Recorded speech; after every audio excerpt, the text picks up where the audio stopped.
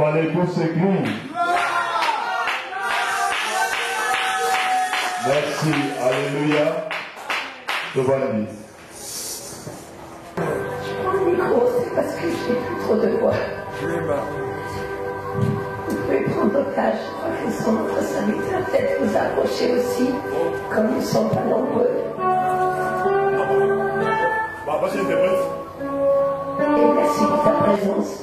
Merci parce que même avant d'entrer dans ce lieu, Jésus, ton esprit m'a touché, m'a visité. Et parce que j'entendais les louanges qui sortaient de cet endroit, Seigneur. Tu es là, tu es au milieu de nous. Et tu sièges au milieu des louanges de ton peuple. Seigneur, nous voulons t'inviter, toi. Nous voulons t'inviter, toi. Il y a peut-être 150 invitations qui ont été envoyées. Et Seigneur, c'est toi que j'invite. C'est à toi que je demande d'être là et de prendre toute la place. Seigneur, toi-même, tu avais envoyé des invitations. Toi-même, tu avais envoyé des invitations. Et comme ils ne sont pas venus, alors tu as envoyé chercher ceux qui étaient dans la rue, ceux qui ne connaissent pas, qui sont perdus, qui sont malades, qui sont boiteux, qui sont paralysés. Tu as envoyé chercher cela et ils sont venus. Seigneur, c'est ce jour où tu envoies chercher cela. Et Seigneur, j'appelle qu'ils viennent dans la maison du Seigneur, au nom de Jésus. Amen. Garde toujours un faible reste pour libérer, pour amener que son royaume soit avancé. Il ne cherche pas des grands théologiens. Quand Jésus est venu chercher sur la terre ses disciples, il n'a pas pris les grands pharisiens qui étaient les éminents docteurs de la parole. Il a pris un Pierre qui était en train de pêcher les poissons. Il a pris un Jacques, un Jean, et ils étaient des hommes dont la Bible dit qu'ils étaient sans intelligence. Mais il a plu à Dieu de prendre cela, de les placer aux côtés de Jésus, de vivre aux côtés de Jésus. Et en vivant aux côtés de Jésus, ils sont devenus les grands serviteurs que nous connaissons aujourd'hui et qui nous sont laissés l'héritage glorieux de la parole de Dieu. C'est eux qui ont été ces témoins de Jésus, ces hommes qui n'avaient pas les grandes connaissances intellectuelles, mais qui ont été remplis de son Esprit Saint, qui ont été remplis jusqu'à déborder de l'Esprit du Seigneur. Leur coupe a débordé, a tellement débordé qu'aujourd'hui encore, nous sommes au bénéfice de cette Pentecôte que Dieu a déversée au temps des actes des apôtres sur les premiers disciples, sur ceux qui étaient dans la chambre haute. Et je crois que nous devons vraiment, en tant que serviteurs de Dieu, apprendre à revenir et apprendre au peuple à revenir, à prêcher toute la vérité, à prêcher l'évangile, à prêcher la croix, à prêcher l'évangile de Christ, à prêcher, comme a dit l'apôtre Paul, la puissance de la croix, la puissance de Dieu pour le salut de quiconque croit. Il n'y a pas d'autre évangile que celui-là. C'est vrai que, comme l'a dit le pasteur, ça fait quelque temps que je sillonne un peu les pays africains, beaucoup les pays africains, depuis ces 10 dernières années. Et je dois bien vous avouer que j'ai vu tellement de choses, et notamment en Côte d'Ivoire. Et ce qui se passe en Côte d'Ivoire actuellement, c'est le jugement de Dieu qui est venu d'abord sur la maison de Dieu.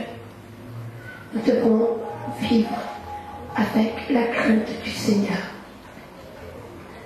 Sincèrement, tous ces derniers mois, j'ai été le nez collé sur l'ordinateur et en même temps en prière pour cette nation. Une des premières révélations que j'ai reçues de Dieu quand j'étais là-bas, une nuit, alors que j'étais couchée, que j'étais dans mon premier sommeil, et que déjà bien des choses se passaient. Tout à coup, il y a comme de l'eau qui a coulé sur mon visage.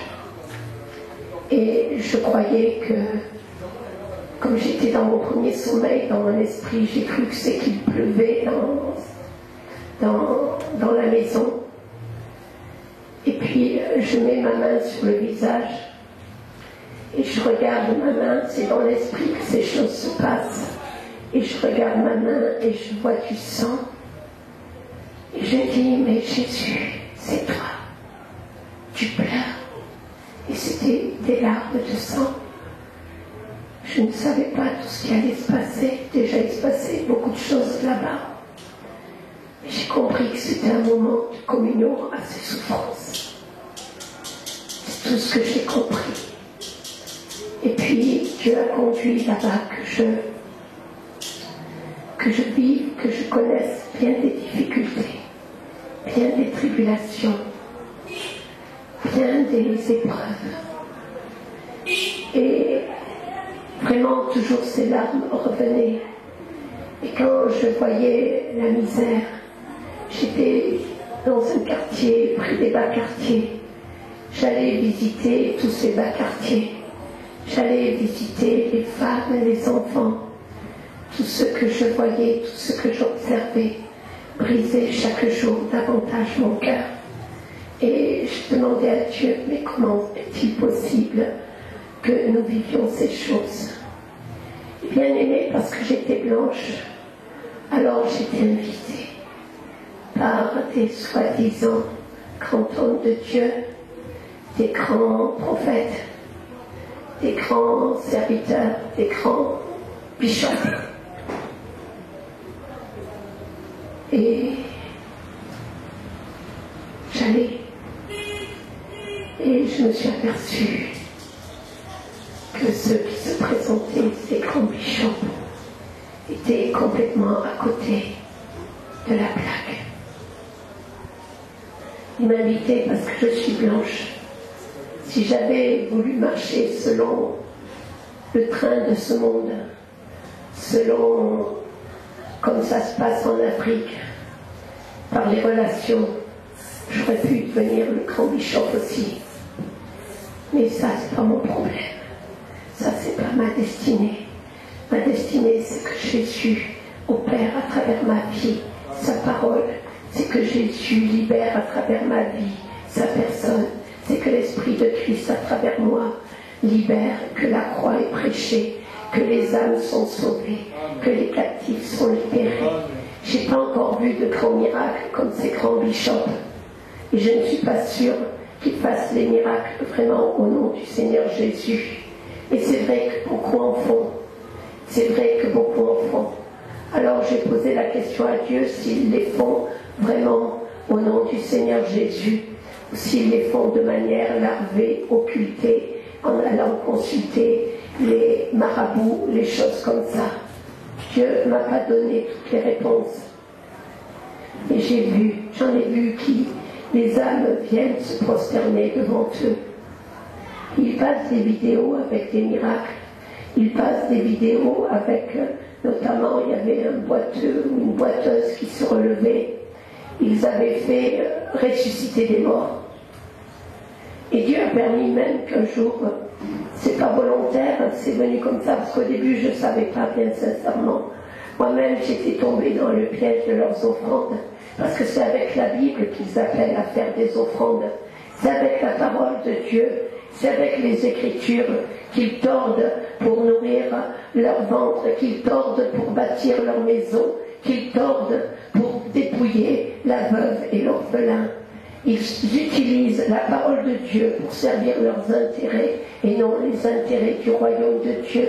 Tu peux faire dire à la Bible ce que tu veux si tu n'es pas animé par l'Esprit de Dieu qui te dirige, qui t'inspire, qui te conduit dans toute la vérité, dans toute la lumière, dans tout le conseil du Seigneur. Tu peux prendre la Bible et tu peux faire dire ce que tu veux. J'étais encore quelque part vraiment jeune dans ma foi. Et je suis très naïve, je suis très crédule, je suis très vulnérable, très innocente. Dieu m'a touchée et il sait toutes choses. Et j'ai cru que s'il veut m'utiliser, il va faire ce qu'il voudra avec moi, mais lui, il fera ce qu'il veut. Et si dans ma faiblesse, il lui a plu de m'envoyer seul là-bas en Afrique, au milieu de ces lourds ravisseurs, c'est parce qu'il voulait m'ouvrir les yeux, c'est parce qu'il voulait aussi me donner un nouveau discernement, c'est parce qu'il voulait m'apprendre à discerner ce qui est bien de ce qui est mal, c'est qu'il voulait augmenter aussi dans mon cœur, comme à la tribu d'Issachar, l'intelligence des temps, discerner aujourd'hui ce qui se passe, discerner aujourd'hui quel est l'état dans lequel nous sommes, discerner aujourd'hui ce que l'Église est actuellement. Et vraiment, quand je voyais tout cela, j'étais la première. Vous savez, Dieu m'a donné, c'est même pas que Dieu m'a donné. Moi, j'ai grandi dans une famille où j'ai toujours vu mes parents exercer l'hospitalité, où j'ai toujours vu, on était un peu africains, mes parents étaient nés en Afrique du Nord. Donc, c'était naturel d'accueillir, c'était naturel chez nous d'exercer l'hospitalité. Nous étions déjà 7 enfants, plus mes parents, ça faisait 9. Et chez nous aussi, on prenait les vieux à la maison. Il y avait ma grand-mère, il y avait une grand-tante, il y avait les vieilles du village qui venaient aider maman. Il y avait toujours une grande tablée de personnes. Donc c'est même pas un don particulier, c'est parce que j'ai grandi là-dedans. On pratiquait l'hospitalité, on pratiquait le partage. Il y avait toujours des assiettes en plus, il y avait toujours des couverts disponibles pour si quelqu'un vient à la maison. C'est pas un don même de libéralité. Donc je suis exercée à donner, c'est pas mon problème. Moi j'ai pas de problème avec l'argent. J'ai pas de problème parce que d'abord ça m'appartient pas. Ça appartient à Jésus. Mon seul problème c'est de recevoir de Dieu sa sagesse pour gérer ce qu'il me donne. Et alors au début quand j'ai entendu les hommes de Dieu, entre guillemets maintenant je mets bien les guillemets, parce que pour moi tout ce qui brille n'est pas d'or. Tout ce qui se dit homme de Dieu n'est pas forcé homme de Dieu. Ça, je l'ai bien appris, alors je fais bien attention. Mais au début, je ne savais pas. Parce qu'il prenait la parole. Et alors, la parole, c'est au moment de l'offrande. Et c'est vrai, c'est au moment de l'offrande. C'est au moment de l'offrande que l'ange est venu visiter Zacharie et Élisabeth. C'est au moment de l'offrande dans l'Ancien Testament que Dieu a créé ce que, si vraiment le sacrificateur, si vraiment le peuple avait réalisé les rituels selon les préceptes de Dieu. C'est au moment de l'offrande que Dieu a créé l'offrande. Et si tu utilises ça pour servir ton ventre, t'es fou. T'es fou. Nous sommes fous. Nous sommes fous. Le jugement de Dieu va commencer par notre vie. Mais combien je me suis humiliée parce que je donnais tout ce qui me restait à ces gens-là. Au début, on m'avait invité pour une croisade, pas pour prêcher, pour les regarder et pour apporter mon argent parce que j'étais blanche, ils croyaient que j'étais assise sur des millions. Heureusement, Dieu m'a jamais assise sur des millions parce que comme une imbécile, je les leur aurais donné. À ce moment-là, j'espère que Dieu m'équipant de sa sagesse, il va vraiment m'en donner pour l'utiliser pour sa gloire. Et donc, premier soir, comme on m'avait dit que c'était pour aider à encourager un ministère, à le mettre en place, alors j'ai donné parce que j'aime pouvoir, ça c'est dans mon cœur, j'aime pouvoir aider les jeunes, j'aime pouvoir, vraiment j'observe Junior qui est là, qui fait ses trucs, le jeune aussi qui vient pour faire la louange, je vois ces jeunes, ils sont dévoués, ils sont zélés, ils veulent servir. Alors cela, je veux toujours les encourager. Je prie en ce moment, je cherche Dieu. Et Dieu montre-moi comment les aider, comment les encourager. Et vraiment, c'était ça, j'ai ça dans mon cœur. J'ai toujours désiré voir une jeunesse nouvelle se lever pour le Seigneur. Et donc, pendant que j'étais là, puisque c'était pour les encourager la première fois, à l'offrande, mais j'ai mis tout ce que j'avais dans le porte-monnaie. Et je voyais, et puis ensuite j'ai observé, et ils ont prêché, alors ils ont prêché en présentant des grands bishops venus de ceci, venus de cela, des grands, mais qui est grand dans l'église sinon Jésus? Amen. Qui est grand sinon notre roi? Alors déjà ça commençait un peu, et ça c'était après l'offrande, c'était trop tard, j'avais déjà donné. Et puis, En sortant, je vois comme je vois ici, 3 actes d'évangélisation. Je dis Dieu, 3 actes d'évangélisation, ça veut dire que ce sont les âmes les perdus qui sont invités. Et ils sont là à se faire du ronron entre serviteurs de Dieu. Ils sont là à se caresser dans le sens du poil. Ils sont là, il y a quelques brebis qui étaient là. Avant de prier pour eux, il a aussi fallu qu'ils viennent donner l'offrande parce qu'on ne priait pas pour guérir les malades sans que d'abord ils aient apporté leur offrande. Des fois que Dieu les guérisse pas s'ils ne viennent pas payer leur guérison. C'est une honte. Et quand je suis rentrée, je me suis vraiment humiliée devant Dieu. J'ai demandé pardon au Seigneur. Et j'en ai vu comme ça. Et j'en ai vu comme ça. Et une nuit, alors que j'étais dans un village de brousse pour aller apporter l'évangile, un village, m'avait-on dit, c'était le fief de Satan dans le secteur. Dieu m'a visité. Je venais d'être agressée par un pasteur de là-bas. Et Dieu m'a visité dans la nuit. Et j'ai vu ce jugement de Dieu venir. J'ai vu les visages de ces hommes qui se disaient grands bishops, grands prophètes, grands. Et j'ai vu, mais c'était terrible. Une sainte terreur, une angoisse terrible m'est tombée dessus. J'ai pleuré, j'ai dit non Seigneur, je t'en supplie.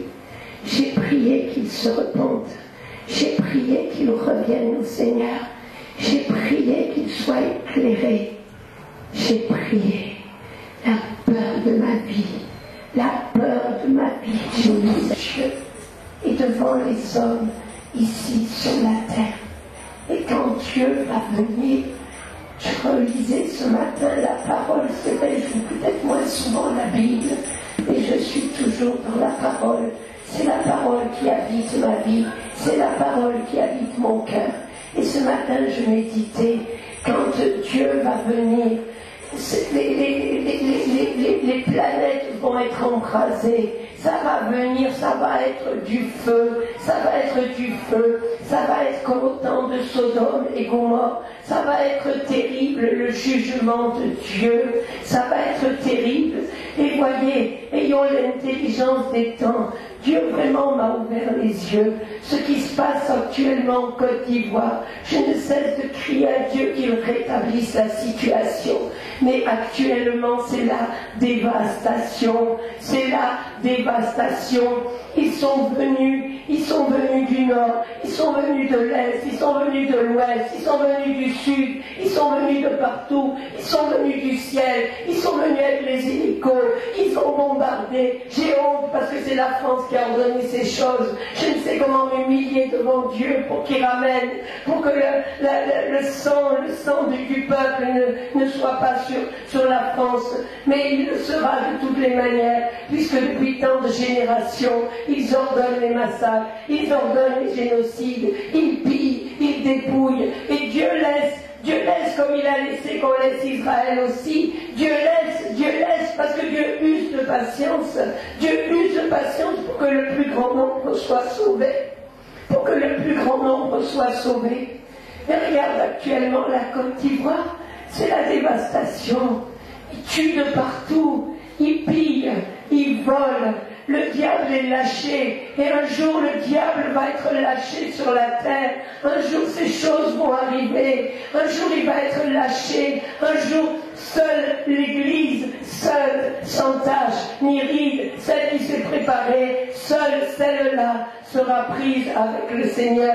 Il va venir comme au son d'une trompette. Ceux qui cherchent à savoir l'heure et le jour, ou que sais-je, ils sont fous aussi. Préparons-nous simplement, préparons-nous, parce qu'il peut venir à cet instant, comme il peut venir tout à l'heure, comme il peut venir dans la nuit, comme il peut venir dans 10 jours, ou dans 10 ans, ou dans 100 ans. Ça, Jésus a dit que l'humain n'y sait pas. Mais de quel orgueil allons-nous aller nous chercher si Jésus a dit que lui, il ne sait pas. Je ne comprends même pas qu'on perde notre temps à aller chercher quand est-ce que Jésus va revenir. Parce que Jésus lui-même, il ne sait pas, lui, il est prêt. à obéir à l'ordre du Père, c'est tout. Soyons prêts à obéir à l'ordre de Dieu. Je voulais vous dire, vous savez, c'est vrai, quand j'étais là-bas, un jour, le Seigneur a permis que j'aille éprouver un de ces fameux faiseurs de miracles. Une petite, la fille d'un de mes fils évangélistes là-bas, était morte, petite de 2-3 ans. Il m'appelle, maman, tu viens. Votre petite est morte. Moi, je lui ai dit, mais Dieu, comment c'est possible? Pourquoi cette petite est morte? Alors j'arrive à la clinique et je commence à prier. Je dis non. En plus, on ne m'avait pas dit qu'elle était morte. Et je commence à prier sur elle. Je dis non, mais Seigneur, tu es la résurrection et la vie. Je voyais les parents attristés, j'imaginais que c'est ma propre enfant. Je dis non, Seigneur, tu ne peux pas faire ces choses. Rends-leur leur enfant, rends-leur leur enfant. Regarde ce bébé, on dirait qu'elle sourit, elle est à toi. Et j'ai prié, j'ai dit bon, après tout, je n'ai peut-être pas reçu ce don de résurrection. Je le crois, je prie pour l'avoir par la foi. Mais puisque je ne l'ai pas, alors je vais aller voir ce fameux bishop là-bas.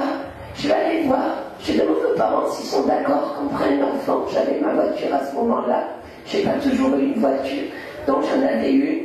Et on prend l'enfant, on met dans la voiture et on va là-bas. Ça faisait une 40aine de kilomètres. Et j'arrive avec l'enfant dans les bras. Et je viens voir ce fameux serviteur de Dieu dont les gens, tellement ils faisaient des miracles, ils venaient, ils se mettaient à genoux devant lui. Et moi, je lui avais dit que ça ne se fait pas, que même les grands apôtres de la parole, qui ne se disaient pas grands, mais qu'il était quand même, on le sait aujourd'hui, eh bien, quand certains se sont mis à genoux, ils leur ont dit de se lever. Qu'est-ce que tu fais là? Tu n'es pas Dieu, t'as honte de faire ces choses-là. Alors ils sont encore venus me prouver avec la parole. Il a appelé ses conseillers, ses docteurs de la parole, parce qu'avec la Bible, tu peux toujours prendre la Bible, tu peux toujours prendre des versets, tu peux toujours extraire quelque chose où ils vont justifier ce qu'ils font. Donc ça ne sert à rien, c'est pour ça que Paul nous a dit de ne pas nous perdre dans ces grands discours théologiques, etc. Parce que ça ne sert à rien. Ça ne sert à rien. Donc, marchons avec Dieu, marchons par l'Esprit du Seigneur dans sa lumière.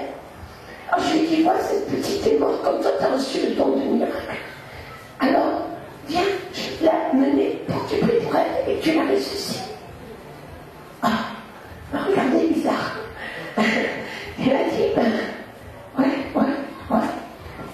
Il est parti, il est allé chercher son groupe de prière.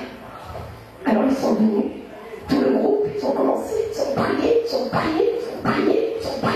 ont prié encore. Il se passait. Alors, à la fin, quand on avait ces doigts, ça ne marchait pas. Il a eu les prières. L'enfant n'est pas ressuscité. Alors on a dit, bon, si là, il ne vient pas la vie, c'est que Dieu ne peut pas. Et on est reparti. On est passé par la commune d'Abobo. Et Dieu la ressuscite. Ah, mais ça va pas. Mais il faut l'amener à la mort. Je dis, mais à qui tu crois? Tu crois que Jésus est la résurrection ou tu crois quoi? Devant les faits, on prêche les miracles, on prêche les signes, on prêche les prodiges. On est les grands ouins, les grands bishops, les grands machins, les grandes choses. Et devant un mort, qui le ressuscite? Qui le ressuscite? Et il disait, prêchez, témoignez. Et voilà, là il a eu peur. J'ai dit, écoute, reste là, parce qu'avec quelqu'un comme toi, jamais elle m'a ressuscité. Et je suis partie. Et j'étais prête, je ne sais pas pourquoi ce jour-là Dieu a permis ces choses. Peut-être qu'il m'a testé moi la première, et c'est vrai. Je dis peut-être j'ai pas la foi, j'ai pas le don de miracle, j'ai pas le don de ressusciter, mais j'ai vu qu'un jour je verrai des morts ressuscités. Alors j'y crois, et j'avance. Et je suis rentrée à la maison, j'ai dit, ben, on va prier jusqu'à ce qu'elle ressuscite. J'ai mis l'enfant dans un pain, j'ai posé sur la table. Et en plus, elle ne bougeait pas, elle était toujours en train de sourire, j'avais l'impression qu'elle était comme vivante. Et comme ça, toute la journée, jusqu'au soir, j'étais prête à encore faire la nuit pour prier pour cet enfant. Et puis finalement, il y a la maman qui vient vers moi et me dit, tu sais maman, il y a notre grand-fils qui est venu l'autre jour et il m'a dit qu'il avait vu Jésus qui venait chercher sa petite sœur. Ah, je lui dis, d'accord, dans ces conditions, c'est différent. Si Jésus t'a parlé, alors tu vas aller dans une pièce à part. Et maintenant, tu vas lui remettre ton enfant. Amen. Mais vraiment, ces choses, nous devons comprendre que nous sommes dans un temps où Dieu veut nous utiliser vraiment pour réaliser des grandes choses, pour déposer sur nous une onction sainte, une onction nouvelle. Moi, je prie de recevoir la double portion que ce qu'il a donné au jour de la Pentecôte, parce que dans ce temps qui vient devant nous, il y a une telle moisson d'âme qui est engrangée. Il y a une telle moisson d'âme comme jamais il n'y a eu. Si Dieu ne déverse pas en puissance son Esprit Saint, si Dieu ne nous donne pas cette onction de sa puissance, de sa force, de sa capacité pour aller les chercher, pour aller opérer des signes, des miracles, des prodiges, comment les foules sont-elles venues à Jésus? C'est quand même parce qu'il allait dans les villes et les villages et que partout où il passait, les malades étaient guéris, les morts ressuscités. Il a marché sur les eaux, il a arrêté les vents, il a opéré vraiment des miracles extraordinaires. C'est pas pour la période où il est venu, ça l'était, mais c'est pour nous aussi aujourd'hui. Mais nous devons marcher comme lui a marché. Nous devons marcher comme lui a marché. Quand les apôtres se présentaient, ils ne se présentaient pas à grand machin. Paul il dit, moi le moindre de tous, le plus grand des pécheurs, le plus petit. Pourtant, regardez, nous vivons aujourd'hui l'Église, nous bâtissons les églises. C'est grâce au conseil qu'il a reçu de Dieu, grâce au mystère de l'Église qui lui ont été révélés à lui, qui pourtant n'avait pas été avec Jésus. Ça doit nous encourager. Parce qu'on peut penser que Pierre, Jacques et Jean, eux, ils étaient avec Jésus. Donc comme ils étaient avec Jésus, ils ont peut-être eu plus que les autres. Mais non, parce qu'ils ont été rendus capables, c'est par le Saint-Esprit. Et si nous allons être rendus capables aussi aujourd'hui, c'est par le Saint-Esprit. C'est par lui uniquement. Ce ne sont pas nos grands titres, ce ne sont pas nos grands bâtiments, ce ne sont pas c'est pas notre prospérité matérielle qui va faire quelque chose. Quand j'avais été chez ce grand prophète là-bas, je vous promets, il a fallu quitter les chaussures pour entrer dans sa maison. Le gars, il avait un palais. Il avait un palais. J'arrivais pas à compter les salons qu'il y avait dans la grande pièce où il m'a reçu, tellement il y en avait. C'était comme en or, c'était, on pouvait se regarder dans le carrelage, dans les miroirs.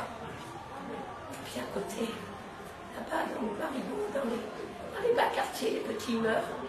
Ils crèvent de faim, ils meurent. Les femmes, elles n'ont pas la force d'accoucher. Dans les églises, c'est trop brebis, c'est propres personnes qui viennent, qui apportent leur petit nécessaire en espérant qu'il va les guérir. Déposent les derniers francs qu'ils ont dans le pagne. Et lui, il est dans un palais. Et encore, c'était passé. Parce qu'il cotisait dans l'église. Alors par contre, les locaux de l'église, c'était même pas fini. Hein. Son palais était fini. Mais les locaux, c'était pas fini. Hein. Il fallait qu'il continue à venir donner. Mais il cotisait pour un plus grand palais.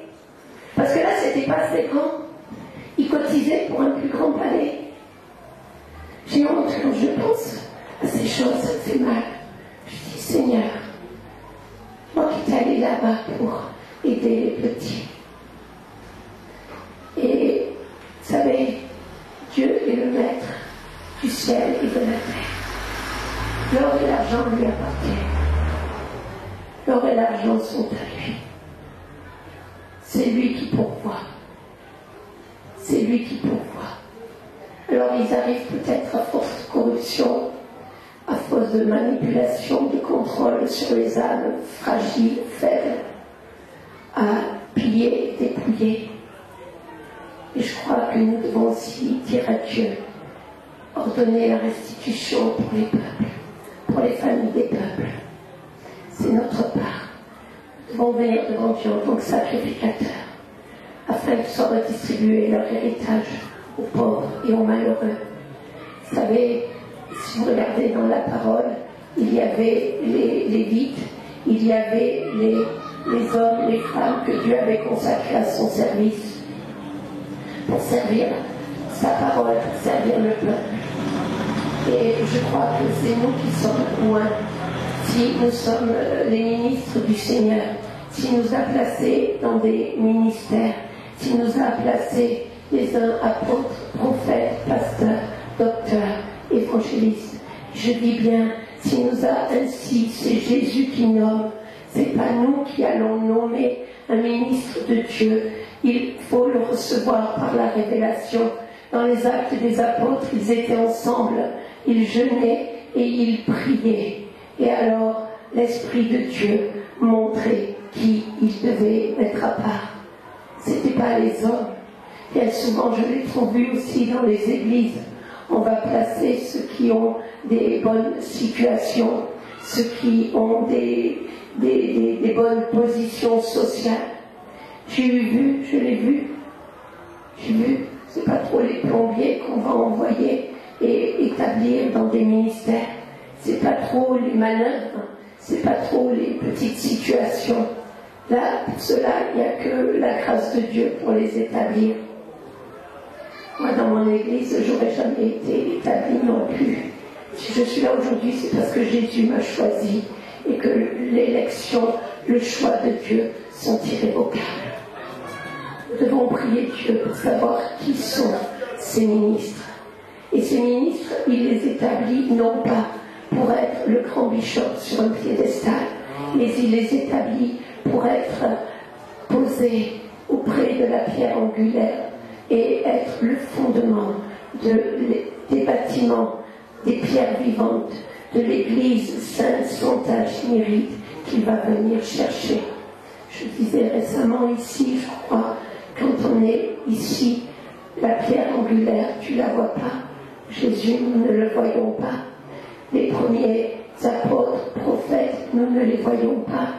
Et nous-mêmes, si nous sommes appelés dans ces ministères de fondation, de fondement pour l'Église de Jésus-Christ, alors ce n'est pas notre place d'être vus. Notre place, c'est de travailler à l'édification de ce corps de Christ.